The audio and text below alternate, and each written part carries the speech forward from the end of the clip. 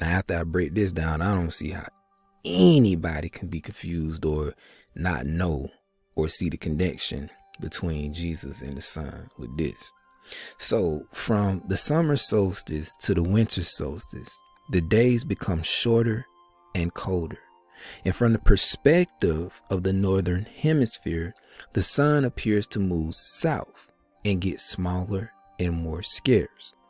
The shortening of the days and the expiration of the crops when approaching the winter solstice symbolize the process of death to the ancients.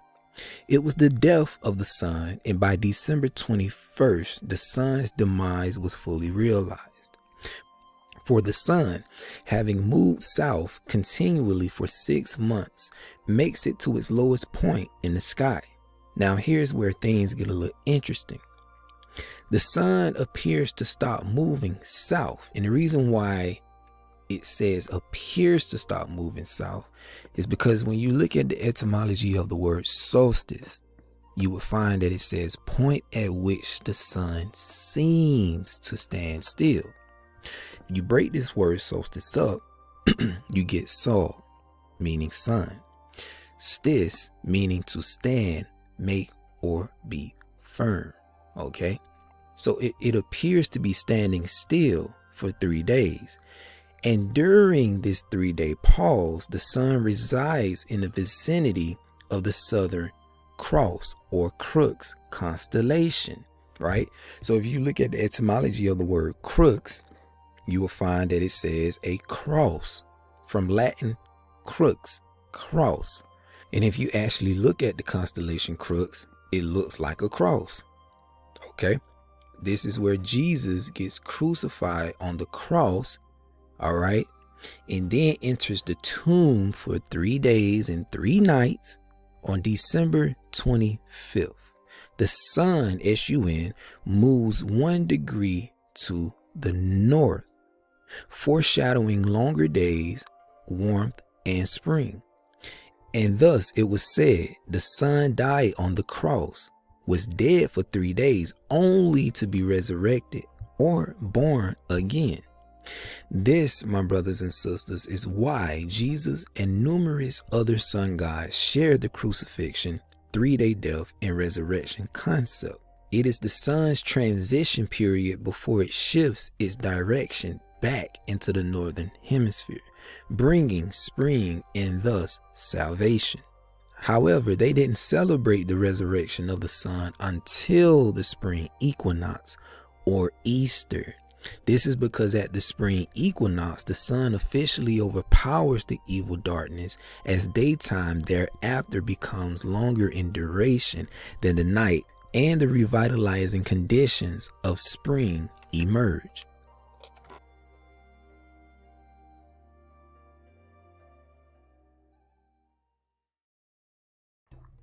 Notice, if you will, that the sun seems to be sinking lower into the horizon as winter approaches, and the days possess less daylight and heat.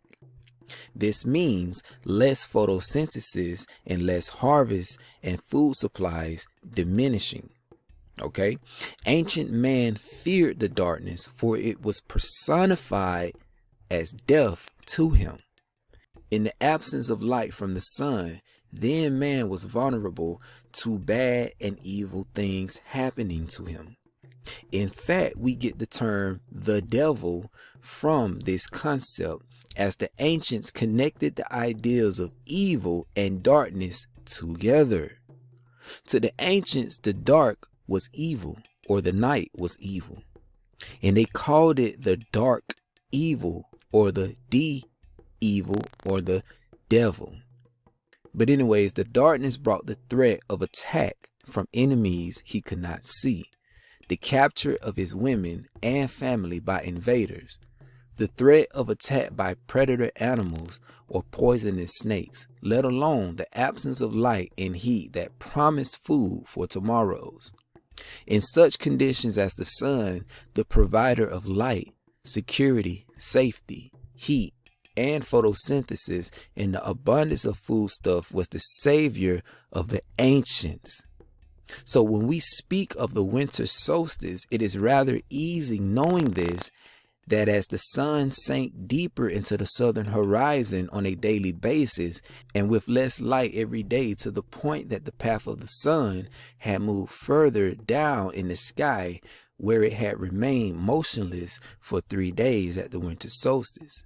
Then the ancients considered that the sun had actually died. In fact, the great orb or sun would remain standing still for 3 days, neither moving north or south. Then it was noticed that on the 3rd day, the sun would begin moving northward again. Now, I want to ask you a couple questions. Can you now see and understand why it was always said that the sun, the light of the world, would die for 3 days and then on the 3rd day rise again? Another question I would like to pose: are you aware that this was known thousands of years before Christianity came on the scene? See, we must never forget that the primary motivating factor that inspired early man to worship God was his fear and dread of the potential fierceness of his environment. His major impetus for worshiping and sacrificing to the sun god was to assure that the sun god would continue protecting mankind from the ravages of the dreaded winter.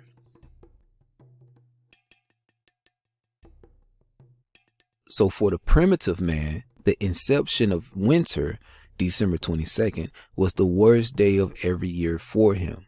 Why? This day, December 22nd, was the start of winter and marked the beginning of the worst stage of his yearly struggle for survival. This day, December 22nd, is referred to by astronomers as the winter solstice. And I already explained to you what the word solstice means. Anyways, primitive man even believed the sun had died, as he could detect no movement of the sun in the sky for 3 days. And these 3 days were days having the shortest daylight of the year. This day, December 22nd, the start of winter, was the harbinger of his potential perdition. Even though December 22nd marks the beginning of winter and the weather turns progressively worse from that point, December 22nd, until the spring, March 21st, all is not lost. Because the fact that the angle of the sun's rays projecting on the earth was moving progressively northward told early man that the warmth and comfort of the summer sun would eventually prevail. His faith was renewed that he and his family would be saved by God, who controlled the movement of the sun and the stars. So God was speaking to the ancients from heaven through the movement of the sun and the stars, and this was man's first salvation message. But there was a period of doubt for early primitive civilization. Primitive man did not understand our universe and solar system as we do today. We today know exactly what causes the 4 seasons of the year, but early man did not, at least not for a while until we come to Egypt. Early man did not understand that these forces operated by a natural providential law that would stay its course no matter what. Early man only understood the result, not the cause. Because of this, he would reason such events as best he could, and these resulting myths would be handed down among mankind until science would advance to replace such foolishness.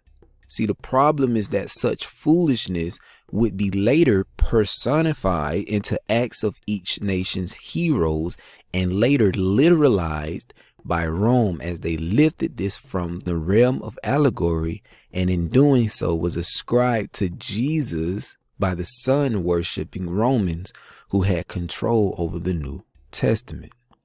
The winter solstice wrought paralyzing dread and fear into the hearts and minds of the early pre-Christians. Over time, they established rituals and traditions concerning this period, December 22nd to December 25th. They passed the word through oral tradition, and eventually, after their societies established writing, they wrote it down concerning their sun god, right? So to summarize it, the sun shall lay in a grave, point of solstice, for 3 days. But after 3 days, the sun shall rise, be resurrected. Now, according to Webster's dictionary, the word resurrect is linked to the word resurge, which means to rise again, to revive and ascend toward heaven, progressively ascend northward to the position of the summer sun. And when the sun completes its ascent upward toward the point of its summer solstice, it will comfort us and bless us with warm weather and long days, and will save us. In other words, be a savior from the ravages of winter. So this that I have explained to you here is the original, authentic, true concept of the resurrection. Okay, as the revelation of God would grow among mankind, men could see how the God of the universe has spoken such to them in the cosmos. Egypt understood it best. God was speaking to them of his true salvation message through the path of the Son, S-U-N, which followed universal and cosmic laws: birth, life, death, and rebirth. God was speaking to mankind through the movement of the heavens that all life must follow divine order and laws of God. And when done, harmony is produced, and the ultimate salvation of mankind is realized through his birth, life, death, and rebirth. As seen in God's heaven above, God's nature around them, as well as the internal workings of the body which follow these same laws of God.